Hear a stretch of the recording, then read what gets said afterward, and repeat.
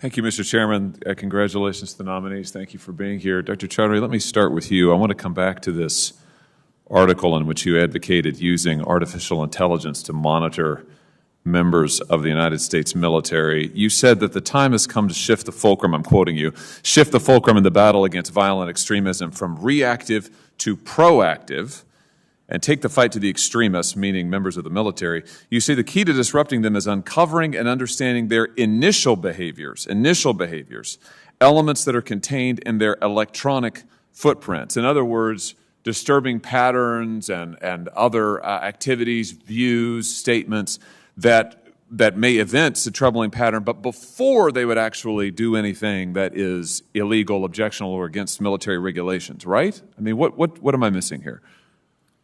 Thank you, Senator. To address the article, it was submitted to continue a public discussion on the issue of extremism. I believe it fell short, and I regret that. But I do want to be clear that the vast majority of men and women who serve with honor, serve with integrity, and serve with excellence. And I believe that the constitutional rights of all of our members of the military need to be protected. If confirmed, I would follow the lead of Secretary Kendall to ensure that the mission is and guidance under extremism is accepted. Well, I've heard you give that answer, and I want to be clear. I think that you've served with honor and integrity and excellence, and I just want that reflected in the record. And I thank you for your service. It's been long and varied to our country, so thank you for what you've done. But I have to tell you that the views that you advocate here, and it's not just views. I mean, you certainly did start a public discussion. I mean, if that was the goal, you have absolutely achieved it. You have started a public discussion, and what you're advocating here, I think, is extremely dangerous. Extremely dangerous. Let's read some more from your article. You say a common thread of all of these threats is that they find their origins in rudimentary human behavior, subtle in nature. These behaviors often go unnoticed by frontline managers and supervisors who miss signals of toxicity that worsen until they lead to more pronounced behaviors. So you advocate monitoring, gathering data, using artificial intelligence to monitor members of the military whose activities are not illegal, whose activities are not in violation of the military code, the Code of Justice, to monitor them because they might lead to behavior that you would later deem toxic. I mean, this is exactly what our opponents in China do with their social credit regime, where they rank their citizens and monitor their every behavior online and elsewhere. I just am astounded that you are advocating this. What led you to advocate this? By the way, this was written in July of last year, right? July 2021? I mean, this wasn't like 10 years ago. It was just last year, right? That's the question. July. Yes, sir. I want to make sure I have that right. Yes, so what led you to advocate the use of artificial intelligence to monitor military members just, 7 months ago, 8 months ago? Thank you, Senator. And again, the publication was intended to enter the public discussion, and I do regret that. And well, wait, what do you regret? You regret that you published it, or you regret that you advocated using artificial intelligence to gather information on members of the military? Yes, sir. Let me be clear and state again that AI should not be used to monitor military members. When did you change your mind on that? Because you just wrote this in July.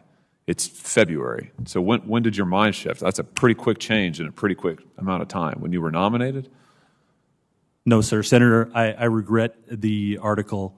And but when? That's not my question. I know you regret it. You're getting grilled on it. When did you change your mind about it? You have advocated in print a policy, and by the way, it's not just this article. I mean, for years now, you said in May of 2016 that you think we need authentic leaders with a message who are ready to deliver for our nation with passion and conviction. These are the leaders that will guide the future of our nation, not by being colorblind. You said in November of 2015 that the military has a culture of xenophobic cronyism.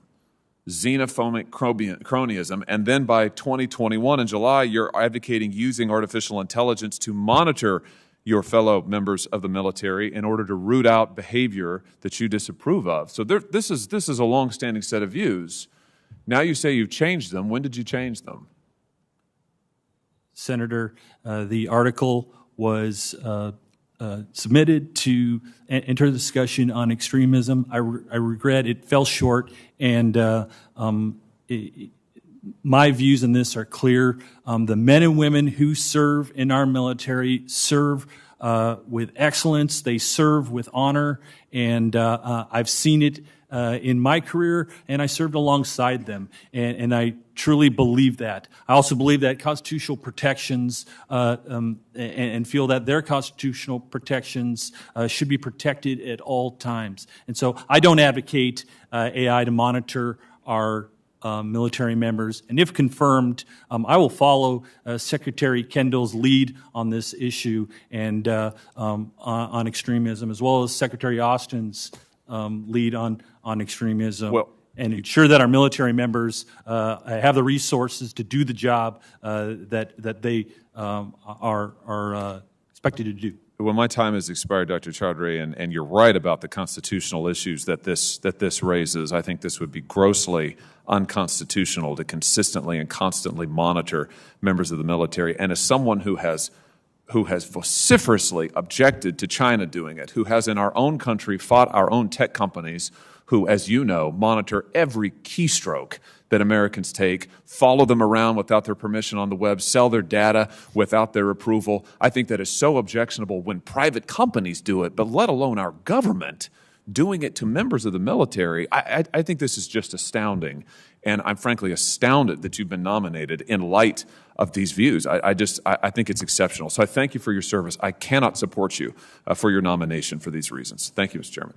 Thank you, Senator Hawley. I want to thank the witnesses and the nominees for their previous service to the nation and for their commitment to serve again. I really appreciate the opportunity. I'm sure my colleagues do, to ask you questions. And with that, I will declare the hearing adjourned.